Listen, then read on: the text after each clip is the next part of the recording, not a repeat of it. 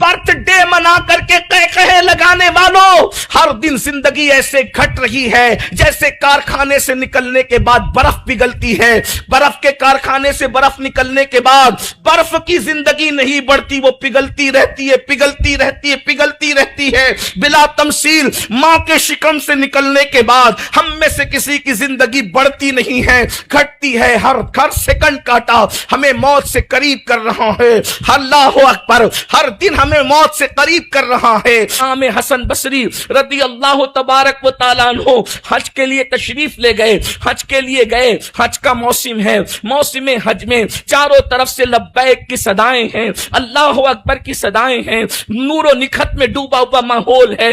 ایسے میں ہما ہمی میں کعبۃ اللہ کی چھت سے کسی کے رونے کی آواز آتی ہے اور آنسو جو ہے حتیم حرم میں نچھاور ہوتے ہیں۔ رونے والا کتنا رو رہا تھا کہ اس کے آنسو اس قدر بہ گئے کہ اللہ اکبر، بہنے والے آنسوؤں سے حتیم کے اندر جو ہے آنسو نچھاور ہو رہے ہیں۔ امام حسن بصری کو ترس آ گیا، اس رونے والے پر توجہ کی۔ ہر بندہ کعبے کی چھت پہ چڑھ نہیں سکتا تھا، امام حسن بصری نے آواز آئی تو اس کی طرف کان لگایا، رونے والا رو رہا تھا، الفاظ یوں ترتیب پا رہے تھے اور وہ غمگین الفاظ لوگوں کی چیخ و پکار میں تحلیل ہو رہے تھے۔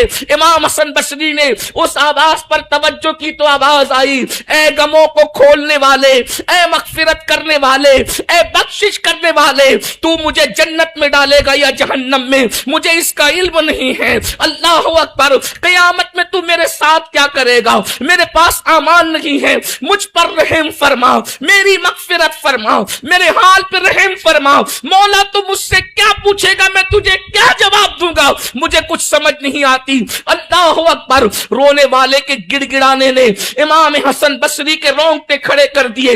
دل میں خیال آیا، کعبے کی چھت پہ ہر ایک تو جا نہیں سکتے، لیکن کوئی جانے والا کوئی معزز ہی ہوگا، یوں ہی کسی کو کعبے کی چھت پر جانا تو نصیب نہیں ہوتا، لیکن کوئی ضروری ہے کہ معزز ہو تو علم والا بھی ہو۔ کسی دیہاتی واعظ نے اس کو ڈرا دیا اور اتنا ڈرا دیا اللہ کے خوف سے، ایسا لگتا ہے نا امید ہو گیا۔ یہ نیچے آئے، انتظار کرتے ہیں، اس کو سمجھائیں گے اللہ کے بندے صرف اللہ سے ڈرنا ہی تو نہیں، اس سے امید بھی تو رکھنی چاہیے۔ الایمان بین الخوف والرجا، ایمان خوف اور امید کی درمیانی کیفیت کا نام ہے۔ نہ اتنے نا امید ہو جاؤ کہ خدا سے کوئی امید ہی نہ رہے، نا امیدی بھی تو کفر ہے، نہ اتنے بے خوف ہو جاؤ کہ پھر کچھ بھی کرو اور شیطان کا کام کرنے لگو۔ یاد رکھنا، مومن خوف بھی رکھتا ہے، مومن امید بھی رکھتا ہے۔ اس کی بہترین مثال سیدنا فاروق اعظم کا قول ہے، ارشاد فرماتے ہیں اگر اعلان ہوگا قیامت کے دن کہ تم میں سب کو جنت میں داخل کیا جا رہا ہے، ایک کو جہنم میں ڈالا جا رہا ہے، تو فاروق اعظم کہتے ہیں میں کہوں گا شاید وہ میں ہی ہوں جسے جہنم میں ڈالا جا رہا ہوگا۔ میں ڈروں گا کہ شاید میں وہی ہوں، مجھے جہنم میں ڈالا جا رہا ہوگا۔ اور اس کے بعد کہا جائے گا اگر تم سب کو جہنم میں ڈالیں گے، ایک کو جنت میں ڈالیں گے، میں امید کروں گا شاید میں ہی وہ خوش نصیب ہوں جسے جنت میں داخل کیا جا رہا ہوگا۔ یعنی خوف بھی ہے، امید بھی ہے۔ خوف اور جو ہے وہ امید کی درمیانی کیفیت کا نام جو ہے ایمان ہے۔ یعنی یوں سمجھ لیجئے نوزائیدہ بدعتی جماعتوں نے تمہیں اس قدر خوف زدہ کر دیا کہ لوگ نا امید ہو گئے، اور بعض جو ہے شاعروں نے اور نا عاقبت اندیش خطیبوں نے تمہیں اتنی امید دلا دی کہ تم اللہ کے ڈر سے بے خوف ہو گئے۔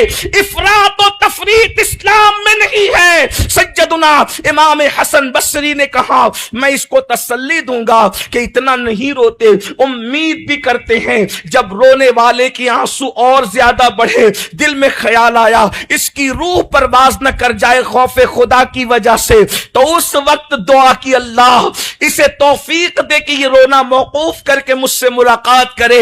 رونے والے نے اپنے آنسو پہنچے اور اس کے بعد تر داڑھی سے جو آنسوؤں سے تربتر تھی, جب وہ زمین پر اس نے قدم رکھا, امام حسن بصری نے اس کے چہرے کو دیکھا تو پیروں کے نیچے سے زمین کھسک گئی. اس کی کیا اصلاح کر سکتے تھے, خود کی اصلاح ہو گئی.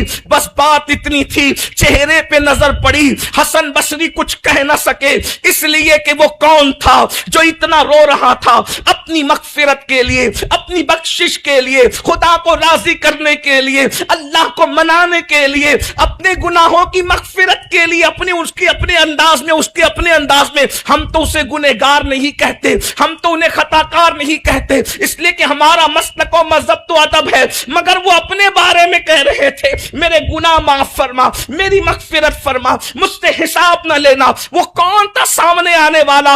امام حسن بصری, جس کی 1000 اصلاح کی تمنا کے بعد بھی اصلاح نہ کر سکے. امام حسن بصری کہتے ہیں وہ سامنے آنے والا کوئی اور نہیں تھا, وہ ابن رسول اللہ کا بیٹا, جس کو رسول اللہ نے گود میں لے کے کہا تھا میرا یہ بیٹا سید ہے. یعنی امام حسن مجتبی رضی اللہ تعالیٰ عنہ تھے جو اپنی آخرت کو یاد کر کے اتنے آنسو بہا رہے تھے. امام حسن بصری نے کچھ نہیں کہا, بس اتنا کہا, امام آپ کے نانا تو شفیع المذنبین ہے, صرف پیر نہیں نانا. بہت دھیان سے سننے کی ضرورت ہے, معذرت کے ساتھ گناہ مت ماننا. ہم کہتے ہیں ہم نے غوث پاک کا دامن پکڑا ہے, ہم تو قطعی جنتی ہے. یہ غوث پاک کی بھی غوث پاک ہے, میں جن کا ذکر کر رہا ہوں, پھر میں حوالے کے ساتھ بات کر رہا ہوں, آپ توجہ فرمائیں. او غافلو, غفلت سے نکلو, غفلت میں ڈوبنے والوں کب تک غفلت میں رہو گے؟ موت کی تلواریں سروں پہ لٹک رہی ہے, موت پیچھا کر رہی ہے. برتھ ڈے منا کر کے قہقہے لگانے والوں, ہر دن زندگی ایسے گھٹ رہی ہے جیسے کارخانے سے نکلنے کے بعد برف پگھلتی ہے.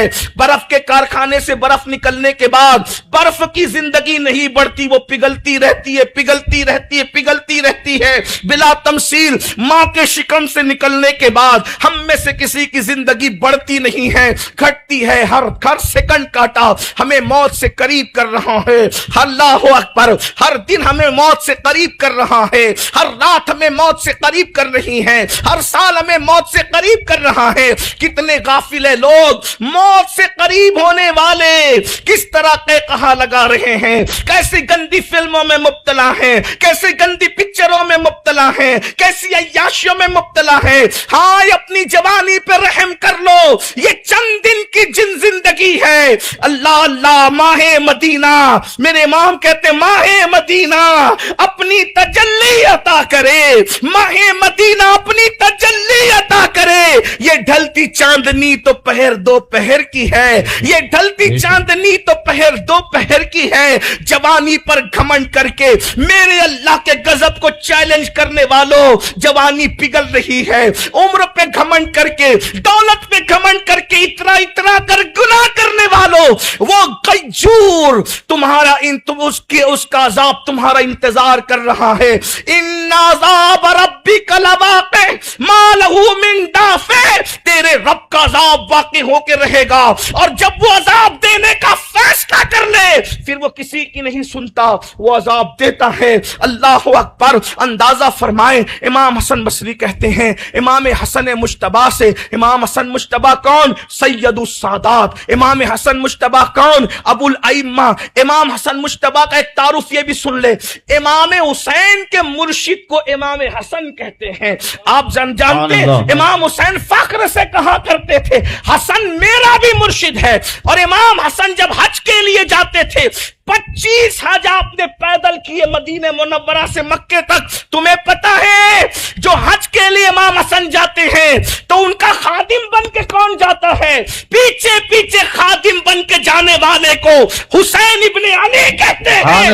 جس کا خادم اتنا بڑا ہو وہ مخدوم حسن مجتبی کتنے بڑے. سبحان اللہ, نعرہ تکبیر, نعرہ رسالت.